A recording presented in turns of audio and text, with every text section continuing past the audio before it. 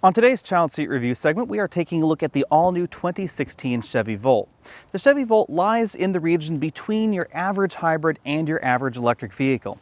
This is a plug-in hybrid, and if you want to know more about it, there is a complete review on it on my channel as well. As usual, this is a Graco Classic Ride 50 convertible child seat, suitable for forward or rearward facing installation, and children between 4 and 50 pounds.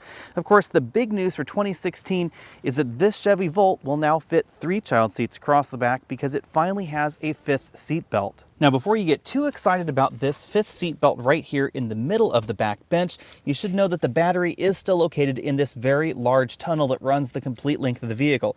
That means that although there is a 5th seat belt and a squishy portion of this rear bench now, you can't really put legs right there in the middle area. So you do have to straddle this section if you are sitting in the middle seat. Legs on this footwell, legs on the other footwell. The Volt is still a compact liftback, and that is important to keep in mind. If you need more room, then Chevy would be happy to sell you a Malibu hybrid. And you will find definitely more rear seat legroom, especially in the Malibu.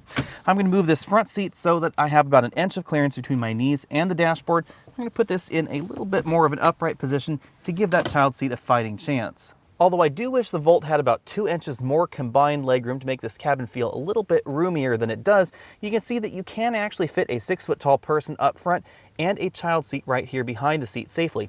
There is the appropriate 1 to 2 inches of clearance between the front seat and the child seat. That is important because in the event of a rear-end style accident, the front seat can move a decent amount rearward. You don't want it to hit the child seat. Now, because of the way the Volt's dash is shaped, I could not fit this child seat over here on the driver's side and still drive the car. However, you can do it over here on the passenger side. Of course, the addition of the 5th seatbelt also means you can put a child seat in this center position in a rearward facing fashion. And I could safely do that while driving the car. Because of the way the front seats are shaped and the overall width of the Volt, it does allow this to function. As I said, that is the big change between this and the previous generation of the Volt, which didn't have a seat belt here in the middle, so there wasn't a place to put a child seat. When it comes to anchors, there are latch anchors for the outboard seating positions only, but there are top tether anchors for all 3 seating positions. Now, you should know that if you do plan on putting a forward-facing child seat in the rear of your Volt, it is going to block off these 2 cup holders, and of course the bottom of the seat is actually riding right here on this center console. That's just because of the length of the rear bench seat and the relative length of this Graco Classic Ride 50 seat.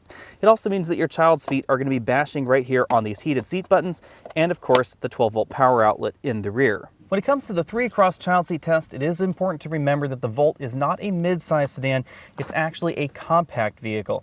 And as a result, we don't have the same kind of width across the back as you'll find in an Accord or a Chevy Malibu. That means that I was unable to fit 3 of these Graco Classic Ride 50 child seats across the back and still close the doors. Keep in mind that the Graco Classic Ride 50 seat is a very average child seat in terms of overall dimensions, so you can find narrower seats and you might be able to fit 3 across the back if you were to find narrower options. It seems that a lot of people want to compare the Volt to a Prius. Now, I don't necessarily think that's the most appropriate comparison. If you want to know more on why, check out the full review on the Volt, but one of the biggest differences that you will notice between the two is right back here in the cargo area, because we have just under 11 cubic feet of storage space back here, and that is less than you'll find in the Prius or in the C-Max Energy or even the Malibu Hybrid. The biggest reason for that, of course, is that the Volt has a battery that is between 10 and 20 times larger than the other hybrids out there on the market.